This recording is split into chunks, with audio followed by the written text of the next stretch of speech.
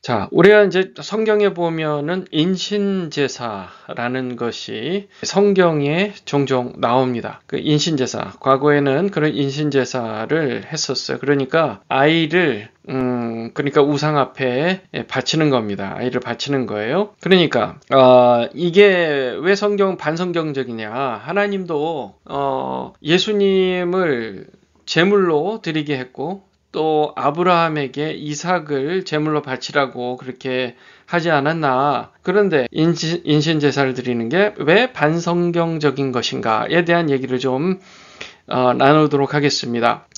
자, 먼저 우상섬김이라는 거 좀 알아야 돼요. 하나님이 정말 가증스러워하는 일인데요. 가증스럽다라는 말은 이 히브리 원어로 토에바라는 말입니다. 토에바, 기억하기가 쉽죠? 가증스럽다는 말. 하나님께서 정말 철저히 미워하시는 것. 토에바, 가증스러운 것이란 뜻입니다. 신명기 7장 24절 26절에 보면 너는 그들이 조각한 신상들을 불사르고 그것에 입힌 은이나 금을 탐내지 말며 취하지 말라. 네가 그것으로 말미암아 올무에 걸릴까 하노니 이는 내 하나님 여호와께서 가증히 여기는 것임이라.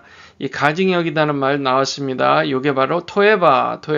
하나님께서 정말 혐오하시는 것. 너는 가증한 것을 내 집에 들이지 말라. 너도 그와 같이 진멸당할까 하노라. 하나님께서 가증스럽게 여기시는 것은 반드시 진멸하십니다. 그것과 함께 진멸당하지 않으려면 절대 집에 들이지 말고 마음에도 들이지 말라는 거예요. 그것을 멀리하며 심히 미워하라. 그것은 진멸당할 것임이니라. 자, 우상 섬김은 뭐라고요? 가증스러워. 하나님께서 너무너무 가증스러워 하시는 일이고 그것이 토에바, 가증스럽다는 뜻. 하나님 철저히 미워하신다는 뜻입니다. 아유, 나는요, 우상 섬김 같은 거 안 합니다. 저는 뭐 예수님 잘 믿고 삽니다. 라고 하지만 잘만 생각해 보세요.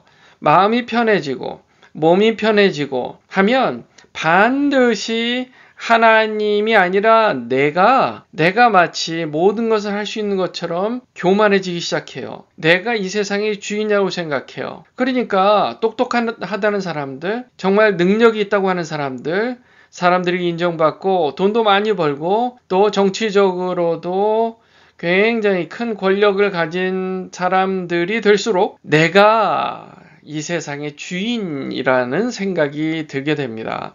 이스라엘 백성들도 마찬가지였습니다. 에스겔서 20장 28절 오늘의 본문 말씀에 보면 내가 내 손을 들어 그들에게 주기로 맹세한 땅으로 그들을 인도하여 드렸더니 그들이 모든 높은 산과 모든 무성한 나무를 보고 거기에서 제사를 드리고 분노하게 하는 제물을 올리며 거기서 또 분향하고 전제물을 부어 드린지라. 그러니까 하나님께서 그들을 애굽에서 종살이 하던 그들을 끌어내셔서 해방을 시켰긴 했지만 40년이 넘게 광야에서 아주 고생을 많이 했어요. 그러다가 이제 그들이 애굽 땅으로 들어갔습니다. 그 2세대가 애굽 땅에 들어가서 사는데 생각해 보세요. 아유, 이게 그전까지는 유목민 생활한 거잖아요. 또 돌아다녔어요. 한참을 있으면 양들이, 소들이, 염소들이 먹을 것이 하나도 없어져요. 그럼 또 다른 데로 옮겨가고 또 물이 없어요. 그럼 물을 찾아 옮겨가고 그러니까 어디 정착할 새가 없는 거예요. 그러다가 드디어 젖과 꿀이 흐르는 땅, 하나님께서 반드시 그들을 인도하리라고 하신 그 땅으로 실제로 하나님께서 가나안 땅에 들여보내셨어요. 그랬더니 그들이 높은 산 여기서는 산당을 얘기합니다. 그들이 우상신을 섬기는 곳 높은 산에 그리고 무성한 나무를 보고 거기에서 제사를 드리고 분노하게 하는 제물을 올려드리며 거기서 또 분향하고 전제물을 부어 드린 겁니다. 하나님이 받으셔야 할 예배를 다른 것들이 받는 거예요. 그러니까 편해지면 사실은 나를 위한 신이 필요한 거예요. 나를 보호해줄 만한 그런 신상을 섬기려고. 그런데 하나님은 인간이 자기 마음대로 할 수 없다고 믿으니까 자기 마음대로 복을 빌면 복을 주는 그런 신을 섬기기 시작하는 거예요. 결국은 자기를 우상화하는 거죠. 다윗도요, 처음에는 전쟁터에 나갔었던 사람이에요. 그런데 정착을 하고 나서 이제 부하들이 다 조직이 돼서 그 군대가 준비돼서 전장으로 나가고 처음으로 본인이 전쟁에 나가지 않았어요. 그러다가 궁정에서 한가롭게 거니는 시간이 됐는데, 그러니까 마음이 어때요? 뿌듯하죠. 요즘 사람들이 이 은행 어카운트에 돈 많이 넣어놓고서 어느 정도 자식들 잘 키워놓고 이제 뭐 집 모기지 돈도 다 갚고 나서 이제 론도 뭐 갚을 것도 없어요. 다 갚고 나서 나라에서 리타이어먼트 돈 계속 나오고 뿌듯하죠. 그렇게 편할 때, 그렇게 뿌듯할 때가 영적인 위기예요. 왜요? 그때 딴 생각을 해요. 어떤 생각이요? 내가 주인이지. 이 세상의 주인은 나지. 라는 생각이 마음속 깊은 곳에서 솟아 올라와요. 근데 이거를 통제하기가 어려운 거예요. 다윗이 그랬어요. 다윗이 얼마나 하나님을 사랑하는 사람이었어요. 그런데 궁정에서 한가롭게 거니니 하나님을 잊은 거예요. 딴 생각을 했어요. 그래서 간음을 범하고 그리고 부하를 살인하는 살인자까지 된 거예요. 그러니까 우리가 그렇게 되지 않기 위해서는 정신을 바짝 차려야 되는데 평소에 이게 중요합니다. 평소에 하나님의 말씀으로 내 마음을 무장해야 돼요. 그러지 않으면 결국은 조상의 풍속이 어렸을 때, 내가 어렸을 때 부모한테 배웠던 것들, 내가 어렸을 때 부모한테 배운 그런 반성경적인 또는 비성경적인 그런 옛날 이방인들이 그렇게 믿고 살았던 것들, 그런 것들이 마음속에 남아있는 게 하나님의 성경 말씀이 약해지면 우리 마음속에 그런 옛날의 조상의 풍속들이 이제 다시 힘을 얻어서 올라오기 시작하는 거예요. 이스라엘 백성들도요, 그랬어요. 그러므로 너는 이스라엘 족속에게 이르라. 주 여호와께서 이같이 말씀하셨느니라. 너희가 조상들의 풍속을 따라 너희 자신을 더럽히며 그 모든 가증한 것을 따라 행음하느냐. 우리가 안 그런 것 같지요? 한국의 심청전 한번 생각해 보세요.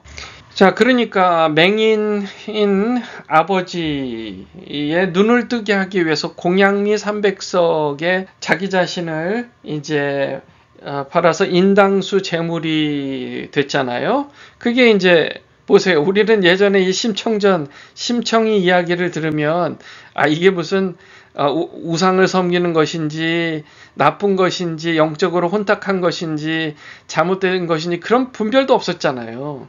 그런 얘기가 있구나. 우리의 포인트는 그 정도로 심청이가 효심이 깊었구나. 거기에 초점을 맞춰졌단 말이에요. 그만큼 우리의 마음속에는 조상의 풍속이 우리 마음 가운데 어렸을 때 자리를 잡은 적이 있단 말이에요. 그게요, 요나서에도 나옵니다. 요나가 하나님의 말씀을 불순종해서 이제 피해서 다른 다시스로 가다가 니누에로 가라 그랬는데 다시스로 가다가 어떻게 했어요? 하나님께서 풍랑을 만나게 하셨잖아요. 요나가 탄 배에 풍랑을 만나게 하셨단 말이에요. 그랬더니 그 선원들이 제비를 뽑아서 바다에 제물로 던지자. 그래야 우리가 산다. 그래가지고 제비를 뽑은 게 요나가 뽑혔잖아요. 그리고 나서 요나가 물에 던져지고 갑자기 바다가 고요해졌단 말이에요. 그러니까 그 당시에 뱃사람들에게 있어서의 그 미신이라는 게 있어요. 그래서 사람을 제물로 드리면 바다가 잠잠해지고 자기들을 안전해 줄 수 있다라는 그런 개념, 그런 생각이 있었단 말이죠. 하나님이 원치 않으시는 그런 인신제사의 모습을 우리가 찾아볼 수가 있는 거예요. 그러니까 처음에 우리가 질문했던 그 질문, 인신제사가 과연 반성경적인 것이냐? 그 이유가 뭐냐? 그것을 알기 위해서 레위기 20장 1절에서 2절 말씀 보면요. 몰렉이라는 게 나옵니다. 몰렉은 사람을 제물로 받는 고대 근동의 우상신이었습니다. 여호와께서 모세에게 말씀하여 이르시되 너는 이스라엘 자손에게 또 이르라 그가 이스라엘 자손이든지 이스라엘에 거류하는 거류민이든지 그의 자식을 몰렉에게 주면 반드시 죽이되 그 지방 사람이 돌로 칠 것이요 라고 하나님께서 말씀하셨어요. 그러니까 하나님은 절대 인신제사를 원치 않으시는 분이었다. 왜요? 하나님의 형상을 훼손했다는 겁니다. 사람이 그 사람 자체가 하나님의 형상을 다 각각 갖고 있습니다. 저와 여러분이 하나님의 형상을 갖고 있기 때문에 존귀한 존재들이에요. 그 존귀한 존재인 우리 사람을 우상신 앞에 제물로 드린다는 것은 정말 말도 안 되는 일이라는 거예요. 그 우상신이라는 것은요, 허상입니다. 물거품 같이 물거품을 톡 터뜨리면 그냥 물거품이 없어지잖아요. 그것과 마찬가지예요. 우상이라는 것은 허상입니다. 그냥 허상이에요. 그 허상을 위해서 하나님의 형상을 갖고 있는 인간을 제물로 바친다는 것은 너무너무 가증스럽고 말이 안 되는 일이에요. 그것은 곧 생명의 주권이신 하나님을 부정하는 일입니다. 율법에서 엄격히 금지되었던 일이고요. 오직 예수 십자가 제사를 부정하는 일입니다. 오직 예수님만이 하나님의 아들 예수님만이 제물이 되셔서 인류를 구원하시는 그 제사를 부정하고 사람을 제물로 드리는 그런 아주 잘못된 일을 지금 얘기하는 것입니다. 그러면 하나님이 예수님을 제물로 드리게 하신 것은 그러면 이상한 거 아니냐? 아니죠. 주권이 누구한테 있습니까? 하나님께 있습니다. 생사화복을 주관하시는 분이 누구예요? 하나님이에요. 우리 인생의 생명의 주인이 누구라고요? 하나님이에요. 창조주가 하나님이에요. 그러니까 우리가 살고 죽는 것은 하나님께 달려있는 거예요.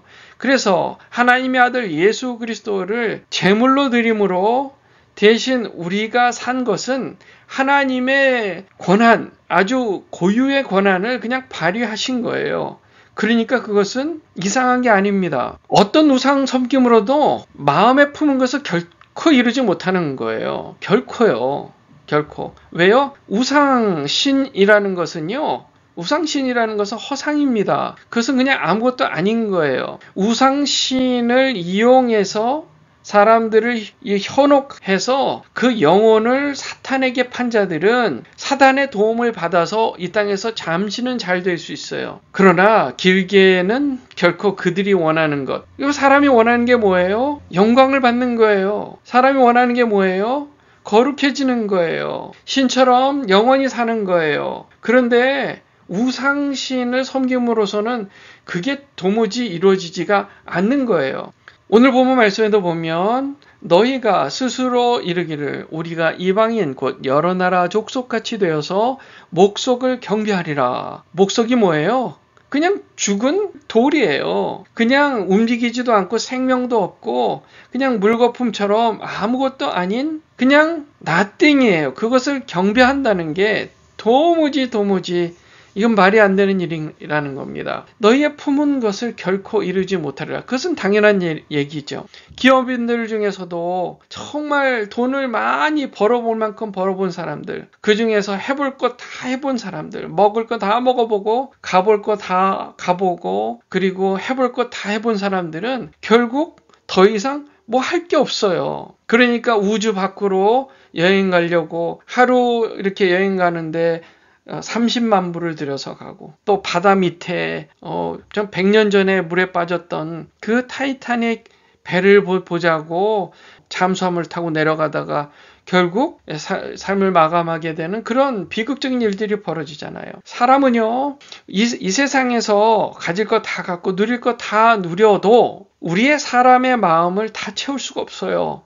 왜냐하면 하나님의 이 형상으로 만들어진 우리는요, 우리의 마음은 우주보다 큰 마음이기 때문에 하나님으로만 채울 수 있단 말이에요. 그러니까 다른 것으로 채우려고 하다 보면 결국 그 모든 게 다 하나님의 가증스러운 우상이 되는 것이고 결코 마음에 품은 것을 이루지 못하게 된다는 것입니다. 오늘의 적용점은 이거예요. 몸과 마음이 편해질 때 주를 위해서 내가 할 수 있는 일들을 찾아서 수고하세요. 성경적 세계관과 조상 풍족을 반드시 구별하세요. 하나님께서 원하시는 소원을 마음에 품고 그것을 이루기 위해서 노력하세요.